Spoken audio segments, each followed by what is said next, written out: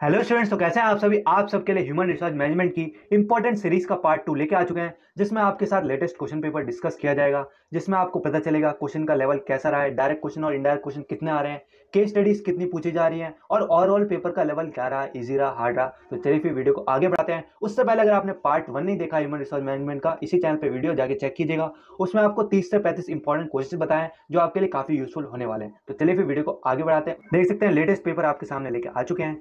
पहला क्वेश्चन आपको दे रखा है, explain the concept and nature of human resource management HRM, the importance of HRM is increasing day by day in the industrial organisation.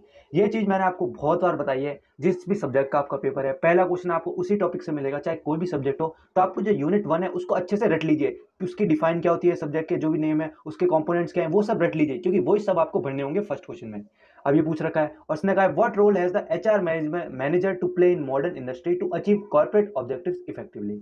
अब देख सकते हैं ये क्वेश्चन पूछा गया है। बाकी देख सकते हैं 8 और 5 13 नंबर का दे रखा है और 18 नंबर का ये स्टूडेंट ने लिखा हुआ, उसके 8 नंबर आएंगे 9 में से, और 9 में से 5 वो लिखा हुआ, उसे छोड़िए। 9 9 18 नंबर का आ रहा है। आपका 90 नंबर का पूरा पेपर रहने वाला है। 5 क्वेश्चन होंगे 90 नंबर के, 18 मार्क्स का एक क्वेश्चन।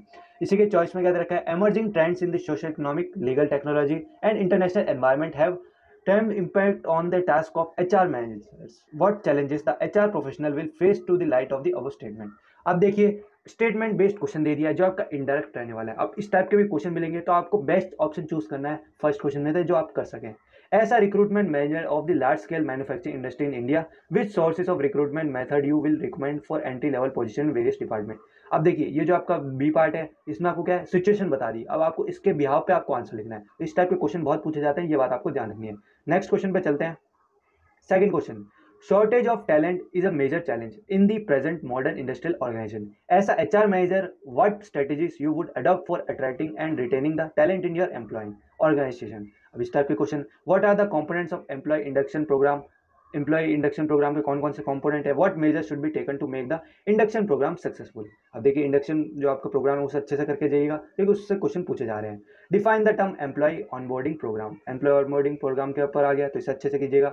ई लर्निंग ट्रेनिंग क्या होती है, इंपॉर्टेंट क्वेश्चन ई पे आते ही आता है। What do mean by performance appraisal, most important question. Performance appraisal को अच्छे से रट के चले जाइएगा, ये क्वेश्चन फेवरेट है सोल का, पूछता ही पूछता है हर बार।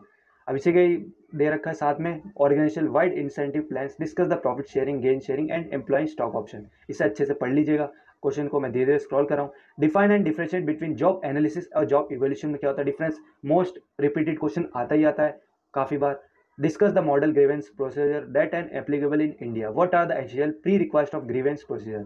ग्रीवेंस वाला अच्छे से करिएगा कि इसके क्या बचाव होते हैं, कैसे इसको फेस कर सकते हैं, ये सारी चीजें। Fourth question, what do you think organisation life has become increase stressful in recent times. अब देखिए, आपको सिचुएशन दे दी, तो सिचुएशन बेस्ड क्वेश्चन बहुत पूछे जा रहे हैं, ये बात आपको ध्यान रखनी है। Explain the concept and nature of HR audit, HR audits को अच्छे से कर लीजिएगा, कॉन्सेप्ट और नेचर पूछा गया है। How will you conduct recruitment and selection audit in industry, recruitment और सिलेक्शन का डिफरेंशिएट अच्छे से करके जाएगा, ये भी बहुत बार पूछा जाता है।